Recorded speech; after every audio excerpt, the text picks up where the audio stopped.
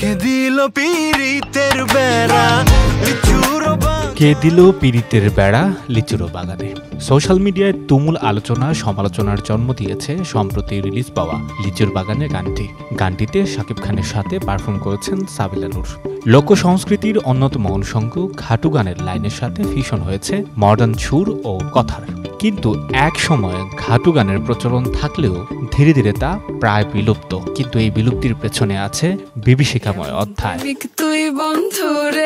বর্ষাকালে যখন চারদিকে জল থই থই করত, তখন পুরুষেরা নৌকা বা ডিঙি নিয়ে মেতে উঠত ঘাটু গানে। ঘাটে ঘাটে এর আসর বসত বলে এর নাম হয় ঘাটু গান। এর মূল বিষয়বস্তু ছিল রাধা কৃষ্ণের প্রেমলীলা, পৌরাণিক কাহিনী আর লৌকিক প্রেমের উপাখ্যান। কিন্তু সময়ের সাথে সাথে এই গানের এক অন্ধকার দিকও স্পষ্ট হতে শুরু করে। এর পরিবেশনে আসে এক নেতিবাচক মোড়। কিশোর বয়সী ছেলেরা মেয়েদের পোশাক পরে মেকআপ করে চুলের বিনুনি দিয়ে নাচত। এদের বলা হতো ঘাটু মেয়ে বা নেটুয়া। প্রথম দিকে এটি কেবল শিল্পসম্মত উপস্থাপনা হলেও ধীরে ধীরে এই নেটুয়াদের কেন্দ্র করে এক অনৈতিক চর্চা শুরু হয়। অল্প বয়সী ছেলেদের নারী সাজিয়ে নাচানো হতো এবং অনেক ক্ষেত্রে তাদের উপর যৌন নিপীড়ন চালানো হতো। আরো কাছে আসো। প্রভাবশালী ও ধনী ব্যক্তিরা এই কিশোরদের অপব্যবহার করত, যা সামাজিক ও নৈতিক অবক্ষয়ের কারণ হয়ে দাঁড়ায়। একসময় শিল্পকলা হিসেবে পরিচিত এই গান যৌন শোষণ ও বিকৃতির প্রতীক হয়ে ওঠে।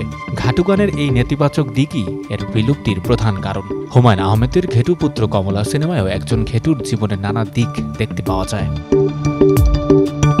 প্রচলিত ধারণা অনুযায়ী ১৬শ শতকের প্রথম দিকে আজমেরীগঞ্জের বৈষ্ণবাচার্য উদয় আচার্য দেব শ্রীকৃষ্ণের প্রতি গভীর প্রেমে মগ্ন হয়ে বিরোহিণী রাধার বেশ ধারণ করে কৃষ্ণের আগমন প্রতীক্ষায় দিন কাটাতেন। তার বালক শিষ্যদের নারী সাজিয়ে বিরহ সঙ্গীত পরিবেশন করাতেন। এভাবেই ঘাটু গানের সূচনা হয়। তবে মনে রাখা দরকার, লোকসংস্কৃতির উৎপত্তিস্থল প্রায়শই এককভাবে চিহ্নিত করা কঠিন হয়। বিভিন্ন অঞ্চলে এর নিজস্ব সংস্করণ ও বিবর্তন ঘটে। ঘাটু গানের ক্ষেত্রেও ঘাট শব্দ থেকে নামকরণের মতো অন্যান্য মতও প্রচলিত আছে, কিন্তু আজমেরীগঞ্জ একটি প্রধান এবং বহুল স্বীকৃত উৎপত্তিস্থল হিসেবে বিবেচিত। সঞ্জয় দত্ত, যুগান্তর নিউজ।